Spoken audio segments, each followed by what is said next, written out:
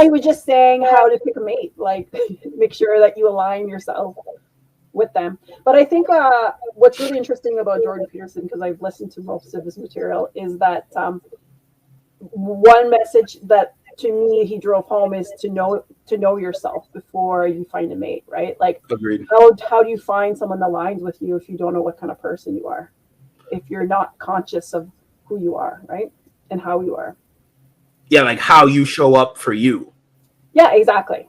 How do you know how you're going to show up for others if you don't even know how you show up for yourself?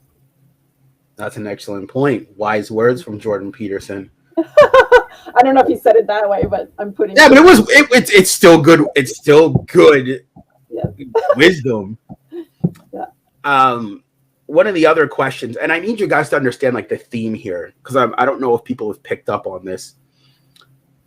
Before we continue, these questions that we're asking, these are questions that you need to ask before you get into a committed relationship with somebody. Mm-hmm. Because the problem is a lot of times, and again, I don't know how you feel about this, we just go off of because I like them. Instead of saying, yes, I like them, but is there sustenance to their character? I need to make sure that I ask certain questions before I commit.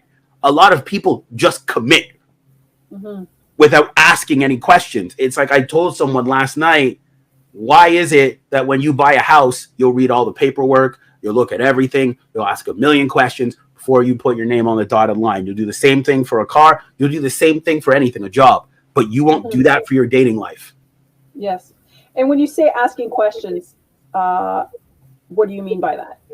Like the questions that we're discussing, like right now, like these type of questions. Okay. Because you not only should you be asking them questions, but you should be asking yourself questions. About both. Both. Like you need to have an internal dialogue with yourself and an external dialogue, like both ways, because as I said, like these questions, nobody seems to ask questions. They just go off of feeling, how they feel about something. And there's nothing wrong with feeling, like, I guess, admiration for someone, but make sure before you commit, because you have to put value on your commitment, that you make sure that whatever questions you have for yourself and for them, that you have answers for. Yes. Yes. And you understand from the beginning what position, you know, what your starting point is. Well, yeah, because you have people that will just commit to someone willy-nilly, and the next thing you know, they find out that they don't want to have kids, and they do. And it's like, don't you think you should have had that conversation? Okay, so the question then becomes, why aren't people having those conversations? Exactly. But see, exactly, why aren't they having the conversations? And the thing is, and I'm just saying this as Michael White, it's because they get caught up in the feelings. Okay, I'll give you my perspective on it.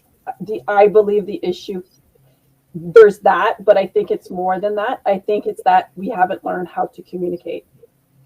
Yeah, because it is a skill set. Yes, it's a skill set on communication, and I think that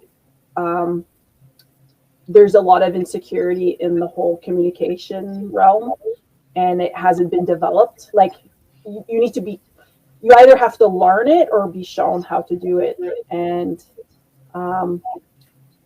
normally, if you're going to learn it, is when you're younger and at home, and if it's not being done at home, then you would then have to take it on as an adult to learn how to do it yourself, right? You'd have to go figure out how to do that or look for resources for that. Well, I think how most of that's done for most people is massive amounts of heartbreak. Yes. Then you're like, hey, I'm tired of having my heart broken. Like, what can I do? Exactly. But you're waiting till your back's against the wall. You're waiting till you're in a rock and a hard place to learn it. It would be more optimal if you learned it before you're in that situation. Yeah, like you shouldn't have to wait until you're in a bad situation to learn it. To learn. You're usually highly motivated to learn it when you're. Agreed. I like that you said that. Again, these questions, because there's more to come.